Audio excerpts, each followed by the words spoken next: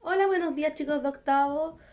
Soy la profesora Daniela Todo de Historia y hoy día vamos a trabajar el objetivo OA03, que es caracterizar el Estado moderno considerando sus principales rasgos como la concentración del poder de la figura del rey.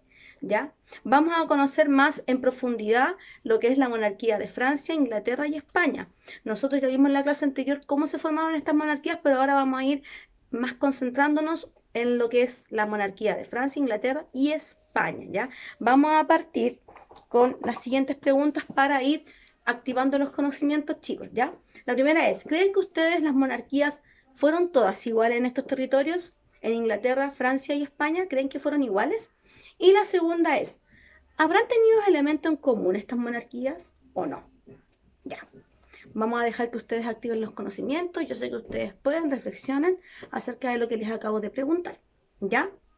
La primera pregunta tenía relación con que ¿ustedes creen que las monarquías fueron iguales? Bueno, la respuesta es no. Las monarquías se presentaron con distintas características en cada uno de estos territorios, ¿ya? Para que quede claro eso, para ir empezando activando los conocimientos, ¿ya?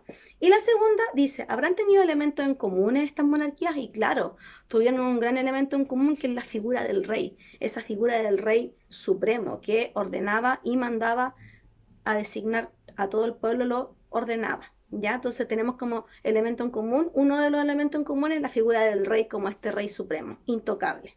¿Ya? Entonces, vamos a partir primero por las características que tienen estas monarquías, ¿ya? Primero, vamos a decir que estas monarquías el poder lo tenía el rey y este rey fue designado, se suponía, entre comillas, por Dios, ¿ya?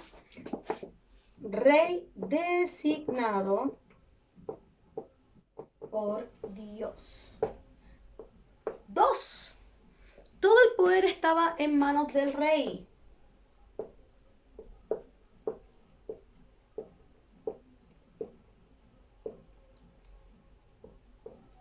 En manos del rey.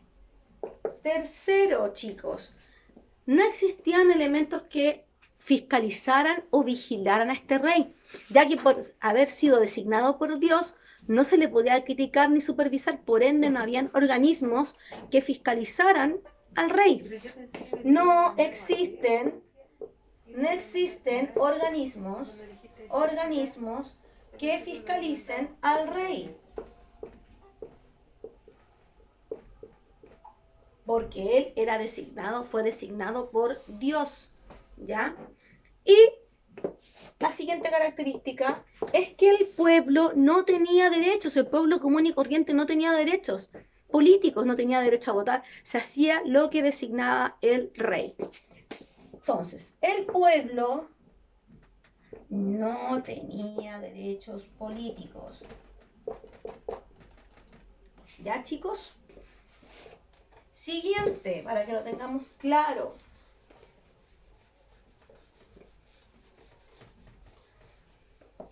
Siguiente y última. El rey era considerado naturalmente bueno.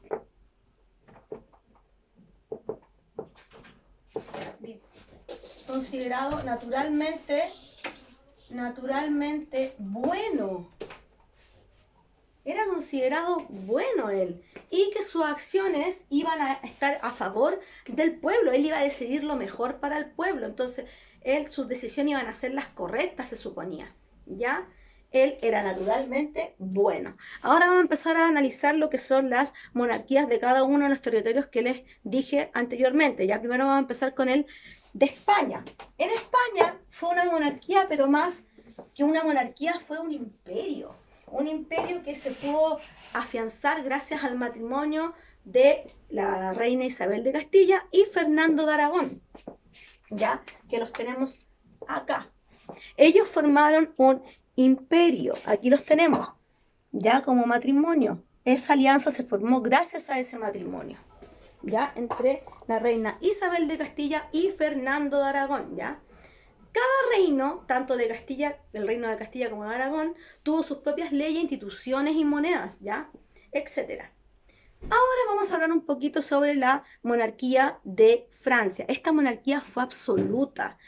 A diferencia de España, que fue un imperio, esta monarquía de Francia, ahí podemos encontrar una diferencia, fue absoluta. El rey era la autoridad máxima. Y este rey fue conocido como Luis XIV. ¿Ya, chicos? Luis XIV. Luis XIV, conocido como el Rey Sol. ¿Ya? Él era considerado como el Rey Sol y con una autoridad máxima, ¿ya? Algo que se le destacó fue la frase que él tuvo de que el Estado soy yo. Él decía que el Estado era él y él tenía el poder absoluto, ¿ya? Con esa frase podemos ver la importancia que tuvo el rey y el gran poder que tenía el rey, de Francia principalmente. ¿Ya, chicos? Él concentró un gran poder y consiguió uno de los regímenes absolutistas más destacados en Europa. O sea, Francia tuvo la monarquía absoluta más importante y más representativa. En Francia el rey tuvo un poder absoluto. Y por eso acá tenemos a Luis XIV, como les señalé anteriormente, el Rey Sol. Que él, como les señalé anteriormente, decía que el Estado soy yo. ¿Ya? Tenemos posteriormente, ahora quiero que hablemos sobre la monarquía de Inglaterra, ¿ya? Esta monarquía de Inglaterra fue una monarquía que se llama monarquía parlamentaria, distinta a la monarquía absoluta y al imperio de España. ¿Por qué? Porque aquí en esta monarquía el rey gobierna, pero de acuerdo a las leyes que postula y tiene el parlamento inglés. O sea, el rey no se mandaba absolutamente solo. Por eso se dice que era una monarquía parlamentaria, ¿ya? Por eso el caso de España es distinto, ¿ya? Por una parte, los católicos pretendían que se restableciera una autoridad en Inglaterra, pero lo importante de destacar acá, aparte de esa disputa que estamos viendo acá entre el Parlamento y el rey, es tener en cuenta de que la monarquía parlamentaria, el rey no se gobernaba él solo, sino que tenía que guiarse por las leyes que realizaba el Parlamento, ¿ya? Entonces es muy importante tener en clara esa diferencia, ¿ya? Entre entre estas tres monarquías. Encontramos entonces en esta monarquía parlamentaria a el rey Enrique VIII, ¿ya? Que es un personaje muy importante y que va a representar a esta monarquía parlamentaria en Inglaterra, ¿ya? Y es muy importante destacar.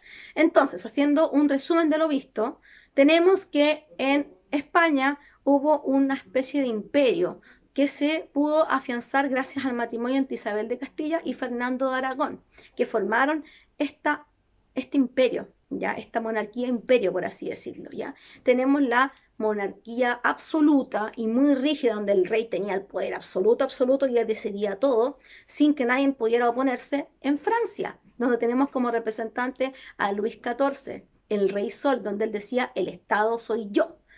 Y tenemos finalmente la monarquía de Inglaterra, donde el rey Enrique VIII se tenía que guiar por lo que decía el Parlamento. Ahí podemos notar una diferencia entre las tres monarquías que acabamos de ver, tanto la española como la francesa y la de Inglaterra, ¿ya? Y también tenemos elementos en común, ¿ya? Como elementos en común tenemos que el rey era considerado designado por Dios. Entonces tenemos elementos en común y elementos de diferencia.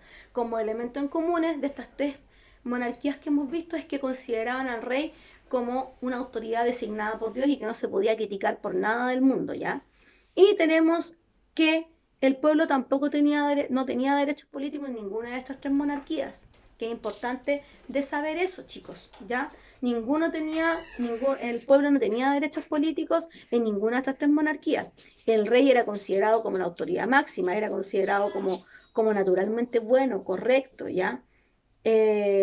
Y todo el poder estaba concentrado en el rey. Y como diferencias, tenemos que en España se formó un imperio por matrimonio entre Isabel de Castilla y Fernando de Aragón. En Francia el rey tenía el poder absoluto, no se le podía contradecir en nada y era considerado, como él decía, Luis XIV, el rey Sol, el Estado soy yo. Era muy fuerte su poder. Y en Inglaterra el poder lo tenía como ejemplo Enrique VIII, pero él tenía que guiarse por el Parlamento. No era un poder tan absoluto como lo era en Francia. Ya, chicos, haciendo ya esta síntesis, quiero que veamos lo siguiente, ¿ya? Tenemos al rey que tiene poder absoluto, ¿cierto? Tiene poder absoluto y ese poder es hereditario. Y era designado por Dios. El poder era designado por Dios. Este rey tenía muy buena relación con la iglesia, eso también quiero que lo tengan claro. En las 3 monarquías que hemos estudiado, el rey tenía muy buena relación con la iglesia. El rey tenía todos los poderes del Estado en sus manos, ¿ya? Tiene todos los poderes del Estado. No están divididos los poderes del Estado, como lo dije anteriormente. No hay un poder, no hay una división de los poderes en poder ejecutivo, legislativo y judicial. Aquí todo el poder lo concentra el rey. El rey da cuenta de sus actos solamente a Dios. Ya habíamos dicho que no hay ni un ente fiscalizador, nadie fiscaliza al rey. ¿Ya? Y como dije, el pueblo no tiene derechos. Eso lo vamos a dejar como síntesis, ¿ya? Para que lo tengamos clarísimo, ¿ya? Chicos, para finalizar, ya que acabamos de hacer la síntesis diciendo que como elementos en comunes tenemos de que el rey en estas 3 monarquías tenía el poder absoluto, el pueblo no tenía derechos políticos ni mucha libertad, que la iglesia tenía muy buena relación con estos reyes, de que el poder lo tiene todo concentrado en sus manos el rey, de que era un poder hereditario y vitalicio. Esos son elementos en comunes y elementos de diferencia. Tenemos aquí en España, como lo dije anteriormente, fue un poder, se formó el imperio gracias al matrimonio que tuvo Isabel de Castilla y Fernando de Aragón. En Francia, distinto, solamente tenía el poder el rey, absolutamente el rey Luis XIV, que vimos como ejemplo, que era conocido como Rey Sol, que decía, el Estado soy yo. Distinto a España, que en España se formó por matrimonio, y muy distinto a lo que fue la monarquía de Inglaterra, donde el rey le tenía que dar cuenta y se tenía que guiar por lo que decía el Parlamento, por las leyes del Parlamento. Eso es muy importante, entonces ahí vemos las diferencias. Habiendo hecho esta síntesis, chicos, quiero que me desarrollen la página 27 del texto de Historia y Ciencias Sociales, del texto, la página 27, y me la envíen por inbox. No se les vaya a olvidar, chicos. Al inbox, no la envíen al muro, por favor. Ya en otros videos anteriores les señalé que no me la envíen por el muro, sino que al inbox, chicos. Y recuerden, las clases van a estar 2 semanas en plataforma. Después de pasado ese tiempo, la clase se baja, que usted no va a poder subir sus tareas. Así que es importante que usted desarrolle sus tareas. Tiene 2 semanas para realizarla, que es un tiempo considerable. Así que a ponerle todo el power, chicos, para que realicen la actividad. Y yo estoy en proceso de revisión viendo cada una de sus actividades. Así que, ojo, pongan harto empeño en su trabajo para que lo realicen de buena manera. Ya se despide la profesora Daniela Toro. Gracias por haber puesto atención.